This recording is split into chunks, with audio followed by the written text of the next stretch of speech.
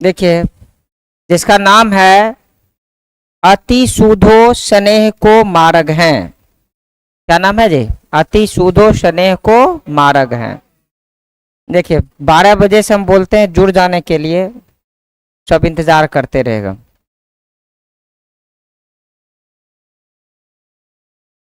चलिए हम लोग शुरू करते हैं। हमारा जो तीसरा गद का पद का जो कविता है उसको आज हम लोग शुरू करेंगे, जिसका नाम होगा अति सूदो स्नेह को मार्ग हैं। अति सूदो स्नेह को मार्ग हैं। देखिए सबसे पहले हम लोगों को जानना होगा कि इसका काव्य परिचय क्या है। सबसे पहले हम लोग क्या जानेंगे? इसका काव्य परिचय क्या है। चलिए इसका थोड़ा सा वॉल्यूम कम करना पड़ेगा।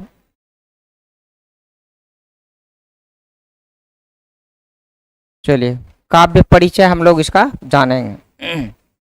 ठीक है, कर दिए कम।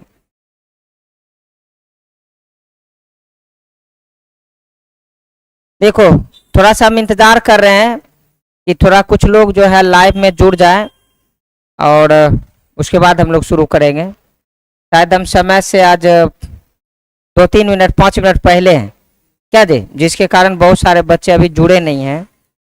चलिए फिर से एक बार याद दिला दे रहे हैं हम आपको कि आज हम लोग आपका पद खंड का जो आपका तीसरा अध्याय होगा, तीसरा जो कविता होगा उसको हम लोग पढ़ेंगे, जिसका नाम है अति सूदो स्नेह को मार्ग हैं। जिसका नाम क्या है?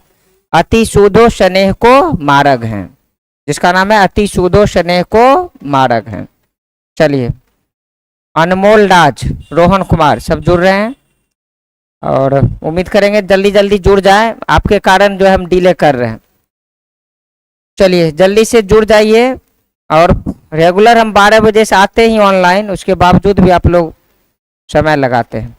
पहले से जुड़ कर नहीं रहेंगे, बस 2-4 टॉपिक अगर छूट जाए उसके बाद शुरू करेंगे, ये ना। देखिए सबसे पहले हम लोग इसका जो काव्य परिचय है उसके बारे में जान लेते हैं कि इसमें हमारा जो ये कविता है अति सूदो स्नेह को मार्ग हैं, इनके जो रचयिता हैं, रचयिता का नाम है घनानंद जी। रचयिता कौन है? घनानंद जी। पहले सबसे पहले हम लोग घनानंद जी के बारे में जानेंगे कि घनानंद जी कौन है। चलिए देखिए ये जो कविता है अति सूदो स्नेह को मार्ग हैं, इनके रचयिता हैं घनानंद जी। रचयिता कौन है? घनानंद जी। इनका जन्म जो है वो 1673 ईस्वी में हुआ है। इनका जन्म कब हुआ है? 1673 ईस्वी में हुआ है। ये ऑब्जेक्टिव में आपसे पूछा जाएगा कि घनानंद जी का जन्म कब हुआ है? 1673 ईस्वी में हुआ है। और इनकी मृत्यु कब हो गई है? 1739 ईस्वी में। इनकी मृत्यु कब हुई? 1739 ईस्वी में। और मृत्यु हुआ है मथुरा में। कहाँ हुआ है? मथुरा में। और इनका जन्म जो है ना वो दिल्ली के आसपास में हुआ है। इनका जन्म कहाँ हुआ है? दिल्ली के आसपास में हुआ। जन्म हुआ है कहाँ? दिल्ली के आसपास में। और इनकी मृत्यु कहाँ हुई है? मथुरा में हुआ है। समझे ना? नादिर शाह के सैनिकों के द्वारा इसको मारा गया था। समझे? तो आगे हम लोग उसमें पढ़ेंगे। तो पहले हम लोग 2-3 चीज फिर से एक बार समझ ले रहे हैं। क्या क्या समझना है एक बार समझिए। हम लोगों का ये पद खंड का तीसरा अध्याय है, जिसका नाम है अति सूदो स्नेह को मार्ग हैं, और जिनके रचयिता जो है घनानंद जी हैं। तो अगर ये भी कभी कभी पूछा जाता है कि अति सूदो स्नेह को मार्ग हैं के रचयिता कौन है, तो क्या होगा? घनानंद जी हैं। को रचयिता कौन है? घनानंद जी हैं। घनानंद जी का जन्म कब हुआ? 1673 ईस्वी में। घनानंद जी का जन्म कब हुआ? 1673 ईस्वी में। और इनकी मृत्यु कब हुई है? 1739 ईस्वी में। कहाँ मृत्यु हुई है? मथुरा में। कहाँ मृत्यु हुई है? मथुरा में। चलिए अब हम लोग शुरू करते हैं। यहाँ जो लेखक परिचय है, इस लेखक परिचय से बहुत सारे ऑब्जेक्टिव आपका डील होता है। ये जो लेखक परिचय है इससे बहुत सारे आपको ऑब्जेक्टिव जो है ना डील होता है। तो ध्यान रखिएगा कि इसको अच्छी तरह से हम लोगों को पढ़ना है। चलिए, कुछ बच्चे पढ़ने के बदले में ना एकदम नया नया कमेंट्स भी लगेगा। पहले तो कुछ समझ लो ना, उसके बाद फिर कमेंट तो होगा ही। देखिए, घनानंद जो जी हैं, घनानंद जी जो कि इस पाठ के रचयिता हैं, वो तत्कालिक मुगल बादशाह मोहम्मद शाह, तत्कालिक मुगल बादशाह मोहम्मद शाह, जिसको कि रंगीला बादशाह के भी नाम से जाना जाता है। देखो, मुगल वंश में 1526 ईस्वी से लेकर 1857 ईस्वी तक में प्रमुख रूप से 15 राजा हुए थे, समझे, जिसमें कि पहला राजा इसका बाबर था और इसका जो अंतिम राजा था वो बहादुर शाह जफर द्वितीय था। यानी 1526 ईस्वी में पूरे देश पर शासन करने के लिए मुगल वंश की स्थापना की गई थी, समझे। तो इसी मुगल वंश का एक राजा हुआ करता था, एक बादशाह हुआ करता था, जिसका नाम है मोहम्मद शाह। जिसका नाम क्या है? मोहम्मद शाह। और इसी मोहम्मद शाह को रंगीला बादशाह के भी नाम से जाना जाता है। जनरल कमीशन में पूछेगा कि किस मुगल वंश के राजा को रंगीला, इसे हम लोग माने रंगीला बादशाह के भी नाम से जानते हैं। यानी मोहम्मद शाह को हम लोग रंगीला बादशाह के भी नाम से जानते हैं। अब रंगीला का मतलब समझ सकते हैं ना, कि राजकाज में कम इसका मन लगता था और अलग अलग चीज में ना इसकी भूमिका काफी अधिक होती थी। इसके यहाँ विश्वविख्यात नर्तकी सब रहता था, क्योंकि बाप दादा का अर्जा हुआ प्रॉपर्टी था। मुगल वंश का ये बादशाह थे और जितने उधर इसके बाबर, हुमायूं, अकबर, जहांगीर, शाहजहां, ये सब मिल करके जो पूरे देश में जितनी भी संसाधन जुटाए थे या फिर देश का जो विस्तार किए थे, वो इन सब का जो है ना एकदम कसर निकालने में लगे हुए थे। इनका काम था कि मतलब कि किसी तरह साम्राज्य आगे नहीं बढ़े, लेकिन अपने राज दरबार है ना, वहां पर जम करके जो है ना एकदम मनोरंजन का सभी साधन उपलब्ध रहे, समझे। तो पूरे विश्व भर का जितना भी टॉप क्लास की नर्तकी थी, टॉप क्लास समझते हो ना, मतलब एकदम A1, जैसे अभी भी बहुत सारे जगह देखते हो कि डांसर सब आती है, फीमेल डांसर। तो उस समय चूंकि अब क्या है कि अब लोकतंत्र है, जिसके पास में रुपया है वो नर्तकी मना करके डांस प्रोग्राम रखा जा सकता है। लेकिन उस समय राजा के समय में क्या था कि जो नंबर 1 डांसर है उस पर सिर्फ और सिर्फ राजा का ही अधिकार होगा। अब बीच में अगर कोई बोले, अगर टांग आ रहा है तो समझो टांग टूटा, समझिए। तो यही हाल उस समय हुआ था। तो यहाँ पर जो मोहम्मद शाह था, इसके यहाँ विश्व भर के जितने भी नर्तकी थे या फिर विश्व भर के जितने भी गायक थे उन या कवि थे, उन सबों को यहाँ पर राज दरबार में रखा जाता था। और राज दरबार में रख करके उसका जो है ना मतलब मनोरंजन के लिए अलग अलग प्रोग्राम जो है सभा में आयोजित किया जाता है। बहुत जगह आप देखते होंगे राजा महाराजा के यहाँ राज दरबार में बहुत सारे नर्तकी काम करता है। तो ये था मोहम्मद शाह रंगीला। तो यहाँ पर हम लोग क्या सीखे कि घनानंद यानी जो कि इस अति सूदो प्रेम के मार्ग हैं के जो रचयिता है घनानंद जी, वे मुगल बादशाह मोहम्मद शाह रंगीला के यहाँ, मोहम्मद शाह रंगीला के यहाँ मीर मुंशी का काम क्या करते थे। मीर मुंशी का मतलब क्या, बहुत कुछ का जो लेखा जोखा रखते थे, उनके यहाँ वो काम करते थे। और पार्ट टाइमर मतलब ये तो उनका मुख्य काम था कि मीर मुंशी थे। ऑब्जेक्टिव में अगर पूछे कि घनानंद जी जो है मुगल वंश में के जो राजा थे मोहम्मद शाह, उनके यहाँ क्या करते थे, तो क्या बोलोगे, मीर मुंशी का काम करते थे। लेकिन इनका जो साइड से काम था, ये एक गायक और एक श्रेष्ठ कवि भी थे। एक गायक और एक श्रेष्ठ कवि भी थे। गायक का मतलब गाते थे और कवि का मतलब क्या, उस जो गाना गाते थे ना उसकी रचना भी स्वयं करते थे। आजकल इस कवि के जो कवि है उसका स्वरूप बदल गया, अब संगीतकार कहलाता है। बड़े बड़े बॉलीवुड में आप देखते होंगे कि अच्छे अच्छे संगीतकार होते हैं जो कि नया नया गाना लिखता है, और बहुत सारे गाना ऐसा भी आया है बॉलीवुड में जो हम लोग के दिल को छू जाता है। तो उस समय तो वही क्या होते थे, कवि हुआ करते थे। तो यानी कुल मिलाकर अगर हम बात करें तो घनानंद जो है वो राज दरबार में एक मल्टी टैलेंटेड पर्सन थे। एक तो उनका मीर मुंशी था ही, माने अलग अलग विभाग का जो लेखा जोखा भी रखते थे, साथ ही साथ गाते भी थे और गाने के साथ साथ वो एक श्रेष्ठ कवि भी थे। मतलब स्वयं से संगीत की रचना भी करते थे और उसको क्या करते थे, अपने ही द्वारा लिखे गए संगीत को वो गाते भी थे। अब स्वाभाविक बात है कि मान लो कि अगर गायक हैं या फिर आप कवि हैं, तो निश्चित रूप से वहां पर जो नर्तकी होगी, वहां पर जो डांस करने वाली फीमेल डांसर होगी, उससे तो अटैचमेंट होना साफ है। तो कहानी में ट्विस्ट समय आता है कि जब घनानंद जी को, चूंकि जिस राज दरबार में वो एक कवि थे और गायक थे, उसी राज दरबार में सुजान नाम की, याद रखिएगा, सुजान नाम की एक फीमेल डांसर थी, मतलब महिला नर्तकी थी। सुजान नाम का क्या था, एक महिला नर्तकी थी, समझे। देखिए मीर मुंशी का मतलब पूछ रहा है, मैंने अभी बताया ना कि मीर मुंशी का मतलब होता है कि वहां पर जो है ना कई उसके, चूंकि राजा थे, महाराजा थे, तो उनके यहाँ बहुत सारे अलग अलग काम हुआ करते थे। तो जैसे अभी हम लोग कोचिंग में रुपया तसीलने के लिए रखते हैं ना जी, अकाउंटेंट, रुपया का हिसाब किताब रखना है, किधर खर्च हुआ, किसको कितना मिला, ये सब मैनेजमेंट एक लोग देखता है ना।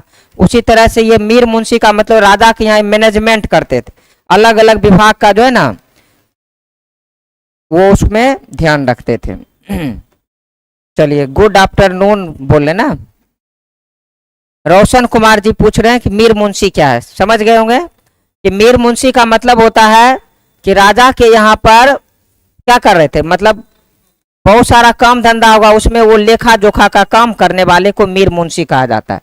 और मीर मुंशी के साथ साथ मीर मुंशी तक तो ठीक है, लेकिन देखिए घनानंद जी मुख्य रूप से 3 काम करते थे वहां राजा के यहाँ।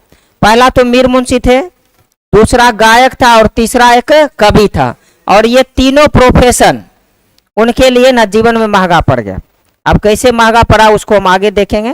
फिलहाल ये जान लीजिए कि जिस सभा में घनानंद जी गाते थे या कविता की रचना करते थे, उनकी कविताओं पर, उनके द्वारा गाए गए गान पर, वहां पर एक फीमेल डांसर थी सुजान, जो कि डांस करती थी। और ये सुजान जो थे अत्यंत सुंदर नर्तकी थी। उस पूरे राजमहल में जितनी भी नर्तकी थी, जितने भी डांसर थे, उन सभी डांसर में से ये जो है ना सुजान काफी अच्छी डांसर थी, मतलब देखने में भी काफी अच्छी थी और इनका जो नृत्य है वो भी काफी अच्छा था। तो धीरे धीरे क्या हुआ, क्योंकि एक प्रोफेशन में रहने के बाद थोड़ा सा अटैचमेंट हो जाता है, तो घनानंद जी का लगाव जो है, लगाव का मतलब आप सब सीधे शब्दों में बोल सकते हो कि घनानंद को ना सुजान से प्यार हो गया।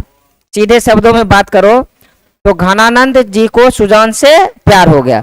और मैंने आपको पहले ही बताया कि राज्य के समय में जितनी भी वस्तुएं हो, चाहे वह मनुष्य क्यों ना हो, तो उन पे सीधे शब्दों में अगर बोले तो सीधा सीधी राजा का अधिकार होता था।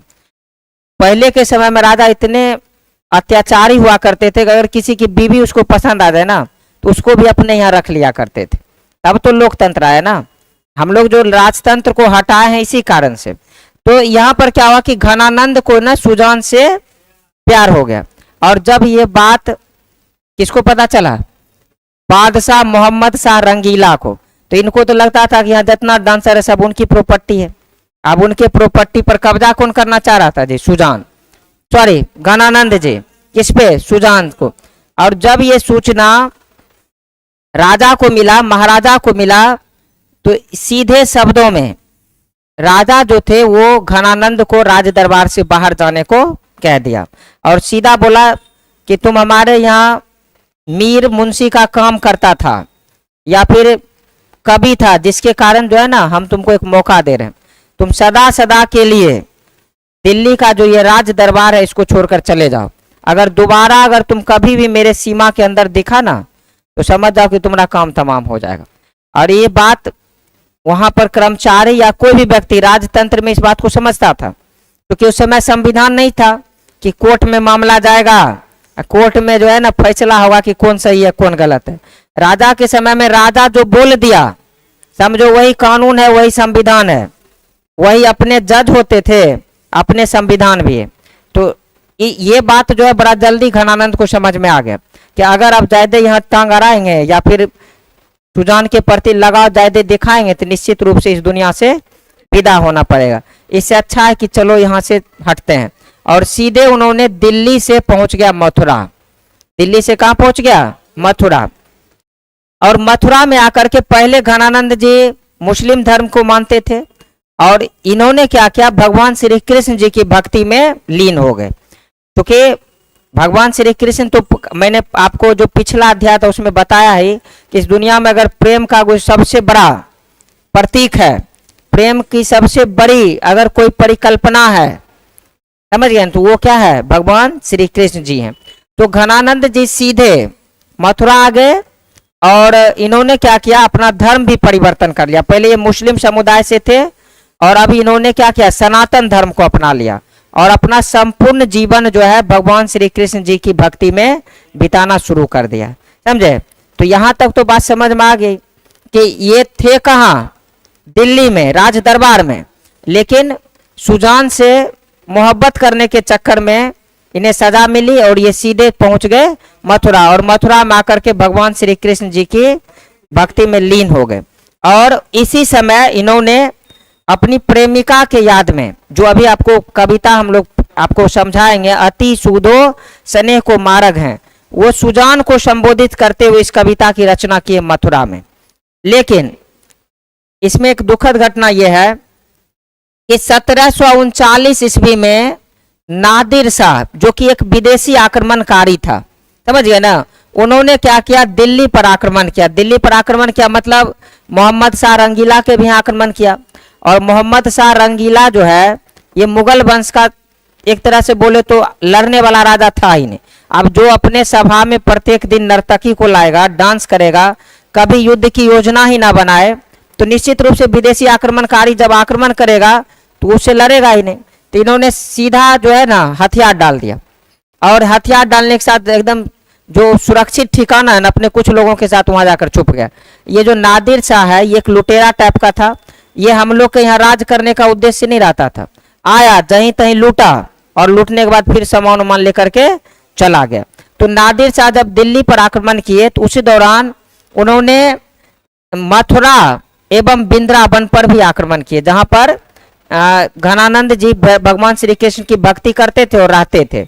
और जो नादिर शाह का सैनिक था ना, उनको लगा कि ये जो घनानंद है ना, ये क्या मुगल सम्राट मोहम्मद शाह के जो है ना मीर मुंशी हैं, जबकि बेचारा को उस पद से हटा दिया गया था। लेकिन नादिर शाह के सेनाओं में ये कंफ्यूजन बना रहा कि वास्तव में ये जो है ना उसी का आदमी है। और राजा का आदमी समझ करके क्या किया, 1739 ईस्वी में जब नादिर शाह ने आक्रमण किया मथुरा और वृंदावन पर, तो उसके सैनिकों ने क्या किया, घनानंद को भी मार दिया। समझे? तो ये ऑब्जेक्टिव में बहुत कि भारत में जो है ना नादिर शाह कब आक्रमण किया, तो 1739 ईस्वी में। और उस आक्रमण में जो है ना मीर मुंशी समझ करके बहादुर शाह को भी क्या कर दिया गया, मार दिया गया, सॉरी घनानंद को मार दिया गया था। तो इस तरह से ये इसका इंट्रोडक्शन है जो कि काव्य परिचय है। अब इस इंट्रोडक्शन के बाद हम आपको अब कविता के बारे में बताएंगे और उम्मीद है कि इतने जो इंटरेस्टेड पर्सन है इसको समझने के बाद आपको कविता में अभिरुचि होगी कि आखिर इनके द्वारा क्या लिखा गया है और किनको लिखा गया, वो तो आपको मैंने बता ही दिया कि सुजान को संबोधित करते हुए घनानंद जी के द्वारा अति सूदो स्नेह को मार्ग है कविता को लिखा गया है। तो चलिए हम लोग इसको करते हैं। चलिए, बहुत लिख रहा, बहुत अच्छा एक्सप्लेनेशन है सर, अच्छा बात है, कम से कम समझ लीजिए। चलिए, अब इससे भी बेहतर एक्सप्लेनेशन होगा और जब हम आपको इस कविता के बारे में बताएंगे। देखिए, ये ऑब्जेक्टिव के लिए है कुछ, इसमें कि उसकी कुछ रचना है, जैसे कि अति सूदो स्नेह को मार्ग है तो लिखे ही घनानंद जी। इसके अतिरिक्त भी बहुत सारी कविताएं हैं, क्या क्या है, सुजान सागर। अब सुजान सागर में भी सुजान अपनी प्रेमिका के लिए लिखा गया है। विरह लीला, विरह लीला का मतलब होता है कि किसी से जुदा होने के बाद लोगों पर क्या क्या बीतती है उसके संदर्भ में लिखा, जिसका नाम है विरह लीला। इसके बाद है रस केली, बिल्ली, ये सब उनके द्वारा लिखी गई कविता है। लेकिन इस कविता में दो पार्ट हैं। इस कविता जो अभी मैं आपको इसके बाद जो कविता बताऊंगा, अति सूदो शनै को मारग है, इसके दो पार्ट हैं। पहला पार्ट में कवि है ना प्रेम की विशेषता को बतलाते हैं। पहला पार्ट में कवि क्या कर रहे हैं, प्रेम के विशेषता को बतला रहे हैं।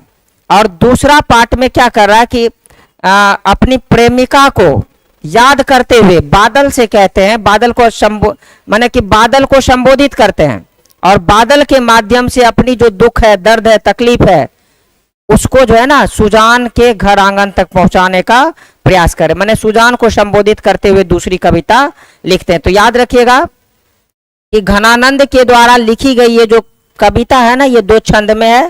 पहला छंद में वो प्रेम मार्ग की विशेषता को व्याख्या करते हैं और दूसरा में अपनी प्रेमिका सुजान को संबोधित करते हैं। तो चलिए हम लोग इन दोनों कविता को एक एक करके देखते हैं कि कविता का मतलब क्या होता है, और बहुत आनंद मिलेगा। टेंशन मत लो, आपका क्वेश्चन आंसर भी सॉल्व होगा और मजा भी आएगा, समझे ना। तो ऐसा नहीं कि नीरस टाइप से, जब किसी चीज को आप अच्छे से पढ़ते हो ना तो उसमें फिर मन लग जाता है, और जब मन लगने लगे तो वो आपकी पढ़ाई नहीं होती है, वो आपका एक जीवन का हिस्सा बन जाता है। तो कोशिश ये करो कि हमको इसको इतनी अच्छे से समझना है कि भविष्य में आप भी किसी को ये कविता अच्छे से समझा दो। तो चलिए हम लोग शुरू करते हैं, इस कविता का अर्थ क्या होता है। देखिए पहला जो लाइन है, करा अति सूदो स्नेह को मारग हैं, लिखा हुआ है अति सूदो स्नेह को मारग हैं। घनानंद जी बोलते हैं अति सूदो स्नेह को मारग हैं, यानी प्रेम का मार्ग सबसे सरल मार्ग होता है। घनानंद जी के अनुसार प्रेम का मार्ग सबसे सरल मार्ग होगा। लाइव जो है वो रुक गया था, फिर से हम एक बार इस कविता को देख ले रहे हैं। करा अति सूदो स्नेह को मार्ग हैं, मतलब इस जगत में जो सबसे सरल मार्ग है, इस जगत में जो सबसे सरल मार्ग है वह प्रेम का मार्ग है। इस जगत में जो सबसे सरल मार्ग है वह प्रेम का मार्ग है, जहां नेको शायनाप बाक नहीं, और यहाँ पर किसी की भी चालाकी नहीं चलती है। अगर कोई मान लो कि सत्य मार्ग पे चल रहा है तो इसमें किसी चतुर व्यक्ति या चालाक व्यक्ति के लिए यहाँ पर कोई स्थान नहीं है, मतलब इस मार्ग पर किसी की भी चालाकी नहीं चलती है। तो फिर से समझ लीजिए, अति सूदो स्नेह को मार्ग हैं, मतलब इस दुनिया में जो सबसे सरल मार्ग है वो प्रेम का मार्ग है, जहां नेको शायनाप बाक नहीं, और यहाँ पर किसी की भी चालाकी नहीं चलती, यहाँ पर किसी की भी चालाकी नहीं चलती है। जहां साचे चले तजी अपमानो, यहाँ पर अगर सत्य भी आवे ना, अगर इस मार्ग पे सत्य भी आए, जिसे कि सत्य होने का बहुत बड़ा घमंड होता है कि भाई हम सत्य हैं, क्या जी, अगर कोई व्यक्ति सत्य पे है तो उसको इस बात का घमंड होता है कि हम सत्य हैं। लेकिन अगर प्रेम मार्ग पर सत्य भी आवे तो यहाँ पर सत्य का भी अभिमान टूट जाता है, यहाँ पर सत्य का भी अभिमान टूट जाता है। कपटी जे निशाक नहीं, अगर कोई कपटी व्यक्ति है, छल प्रपंच वाला व्यक्ति है, समझे, तो वैसे व्यक्तियों के लिए यहाँ कोई स्थान नहीं है, वैसे व्यक्तियों के लिए यहाँ कोई स्थान नहीं है। फिर से देखिए, कर घनानंद प्यारे सुजान सुनो, यानी सुजान के जो प्रिय घनानंद जी हैं उनका सुनिए। क्या बता रहे हैं, यहाँ एक ते दूसरो आक नहीं, तुम कौन दो पाठी पढ़े हो, कहो मन लेहूं पर देहूं छटाक नहीं।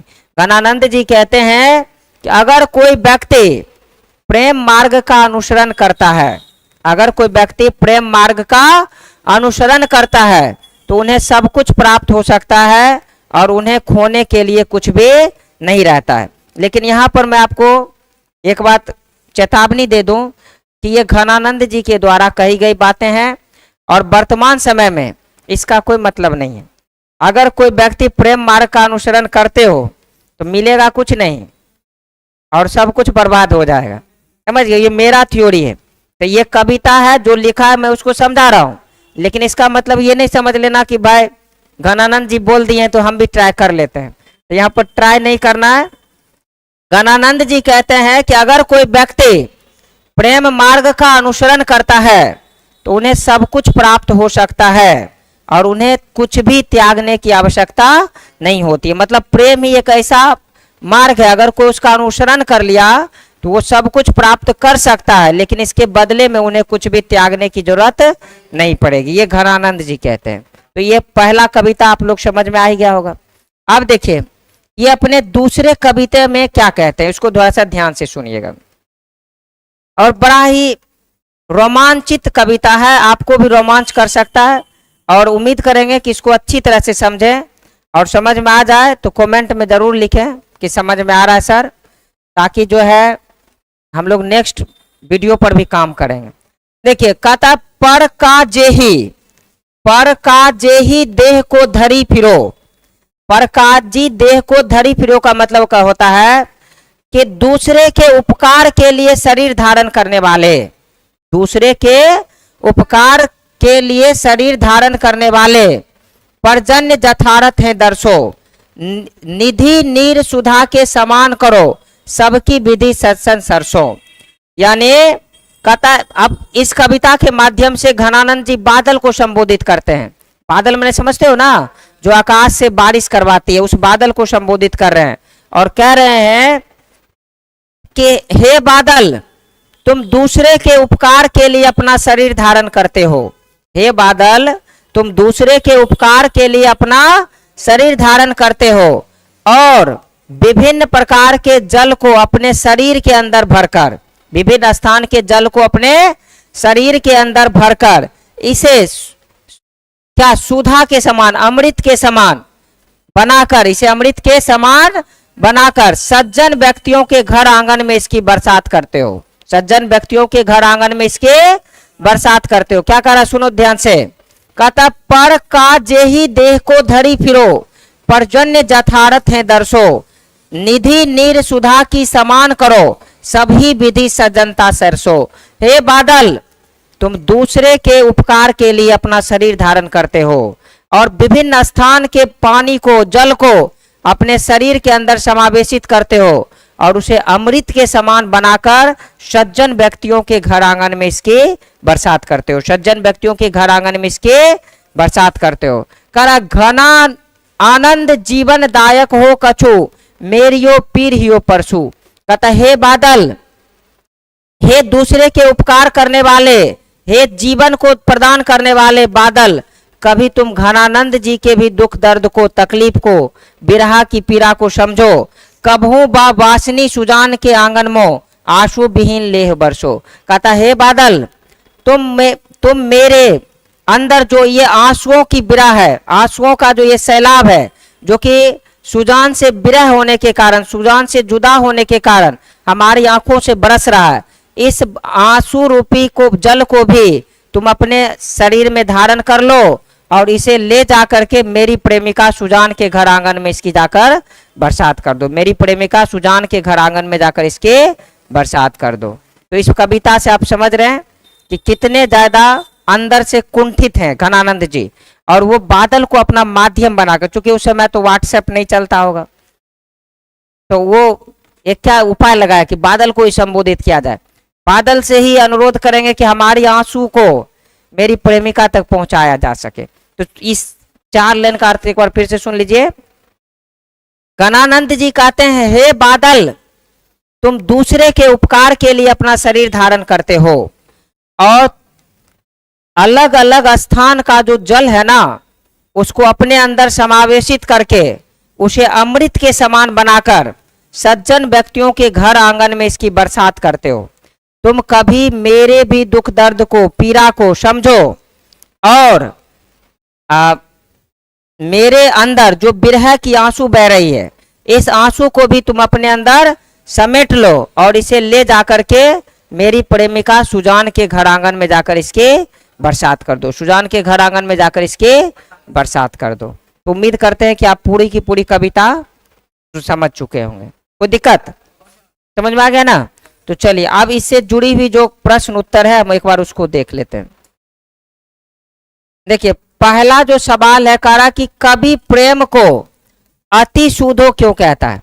अति सूधो मतलब सबसे सरल मार्ग क्यों बताता है?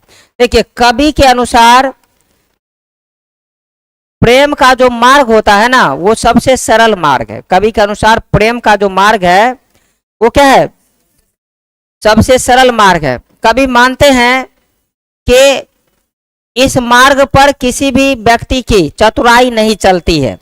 इस मार्ग पर किसी भी व्यक्ति की चतुराई नहीं चलती। अगर सत्य भी इस मार्ग पे आए तो उसका भी अभिमान टूट जाता है। सत्य का भी अभिमान इस मार्ग पर टूट जाता है। और कपटी व्यक्तियों के लिए यहाँ कोई स्थान नहीं है। कपटी व्यक्तियों के लिए यहाँ कोई स्थान नहीं है। तो उम्मीद करेंगे कि आपका पहला सवाल है जिसको आपको समझना। देखिए हमारा जो दूसरा सवाल है, कहता मन लेहूं पे देहूं छटाक नहीं से कवि का क्या अभिप्राय है? मन लेहूं पर देहूं छटाक नहीं से कवि का क्या अभिप्राय है? इसका मतलब ये होता है कि अगर कोई व्यक्ति प्रेम मार्ग का अनुसरण करता है, अगर कोई व्यक्ति प्रेम मार्ग का अनुसरण करता है तो उन्हें सब कुछ प्राप्त हो जाता है और उसके बदले में उन्हें कुछ भी त्यागने की जरूरत नहीं पड़ती है। उसके बदले में उन्हें कुछ भी त्यागने की जरूरत नहीं पड़ती है। समझे? ये घनानंद जी कहते हैं कि अगर कोई व्यक्ति प्रेम मार्ग का अनुसरण करता है तो उन्हें सब कुछ प्राप्त कर सकते हैं और इसके बदले में उन्हें कुछ भी त्यागने की आवश्यकता नहीं पड़ती है। उसे कुछ भी त्यागने की आवश्यकता नहीं पड़ती।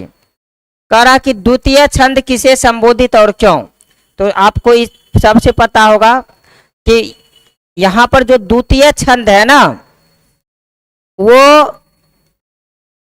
घनानंद जी के द्वारा उनकी प्रेमिका सुजान को संबोधित है और बीच में जो है ना अपनी सूचनाओं को, अपनी आंसुओं को ये बादल के माध्यम से अपनी प्रेमिका सुजान के घर आंगन तक पहुंचाना चाहते हैं। सुजान के घर आंगन तक पहुंचाना चाहते हैं, जिसमें कहते हैं कि हे बादल, तुम दूसरे के उपकार के लिए अपना शरीर धारण करते हो।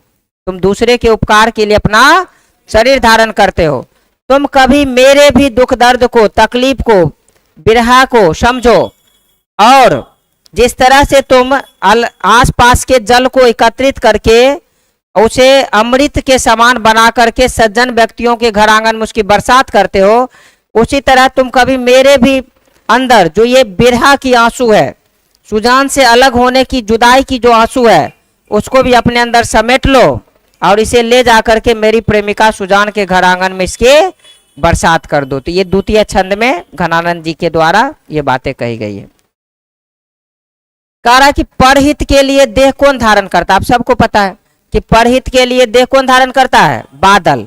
परहित के लिए देह कौन धारण करता है? बादल। क्योंकि बादल क्या करता है कि अलग अलग जगह का जितना भी जलाशय है, चाहे वहां स्वच्छ पानी हो या अस्वच्छ पानी हो, उन्हें क्या करता है? अपने अंदर समेटता है और इसे समेट करके इसको शुद्ध बनाता है, अमृत के समान बनाता है, पीने योग्य बनाता है और इसे ले जा करके फिर जो सज्जन व्यक्ति होते हैं उनके घर आंगन में जाकर इसके बरसात करते हैं। तो दूसरे के लिए शरीर कौन धारण करता है? बादल करता है। इसीलिए हमको परहित, पर मने दूसरा, हित मने उपकार, तो दूसरे के उपकार के लिए देह कौन धारण करता है जी? बादल धारण करता है। कहता कभी कहां अपने आंसुओं को पहुंचाना चाहता है? इजी है। कभी कहां अपने आंसुओं को पहुंचाना चाहता है जी? अपनी प्रेमिका सुजान के घर आंगन में। कभी अपने आंसुओं को कहां पहुंचाना चाहता है? अपनी प्रेमिका सुजान के घर आंगन में पहुंचाना चाहता है। अपनी प्रेमिका सुजान के घर आंगन में पहुंचाना चाहता है क्योंकि उनकी प्रेमिका उनसे अलग हो चुकी है। वे दिल्ली में रह रही है और ये मथुरा में रह रहे हैं। तो ये बादल को अपना माध्यम बना करके अपनी आंसुओं को उसमें कहता समावेशित कर लें और इसे ले जाकर के सुजान के घर आंगन में जाकर इसके बरसात कर दें। तो ये यहाँ पर आंसर है। अब छठा नंबर में दो गो व्याख्या है। पहला है यहाँ एक ते दूसरो आंख नहीं, यहाँ एक तो दूसरो आंख नहीं का मतलब देखिए, जब भी इसका व्याख्या लिखे तो आपको पता ही है कि इसमें लिखना होता है कि प्रस्तुत पंक्ति हमारे पाठ्य पुस्तक गोदली भाग 2 के पदखंड से लिया गया है, जो कि अति सूदो स्नेह को मार्ग है, कविता पाठ से संकलित है, कविता पाठ से संकलित है। और इनके जो रचयिता हैं, वो कौन है? घनानंद जी हैं। और प्रस्तुत पंक्ति के माध्यम से घनानंद जी कहते हैं कि अगर कोई व्यक्ति प्रेम मार्ग का अनुसरण करता है तो वो मार्ग सबसे ज्यादा आसान है और इसके अतिरिक्त कोई दूसरा मार्ग नहीं हो सकता। अगर कोई व्यक्ति इसका अनुसरण करता है तो उसे जीवन में सब कुछ प्राप्ति हो सकती है और इसके बदले में उसे कुछ भी त्यागना नहीं पड़ेगा। अब दूसरा कुछ कछु, यहां पर है कछु मेरियो पीरियो परसो का मतलब होता है कि घनानंद जी कहते हैं कि हे बादल, तुम कभी मेरे भी दुख दर्द तकलीफ, सुजान से अलग होने का जुदाई का गम को समझो और मेरे अंदर जो ये आंसुओं का सैलाब बह रहा है सुजान से अलग होने के कारण, इसे अपने अंदर समेट लो और इसको ले जा करके हमारी प्रेमिका सुजान के घर आंगन में बारिश कर दो। तो ये जो लाइन है ना, ये घनानंद जी के द्वारा बादल को संबोधित किया जा रहा है। बादल से कहा जा रहा है कि वे कभी उनके भी दुख दर्द तकलीफ को समझे और उनके जो अंदर ये बिरहा रूपी आंसू है ना, इसको ले अपने अंदर समावेशित कर लें और इसे ले जाकर के सुजान के घर आंगन में इसके बरसात कर दे, सुजान के घर आंगन में इसके बरसात कर दे। तो यहां तक में किसी को कोई दिक्कत होने वाला नहीं है। चलिए, और इसमें कोई दिक्कत है तो आप पूछ सकते हैं। नहीं थे कमेंट में कुछ पूछा जा रहा है?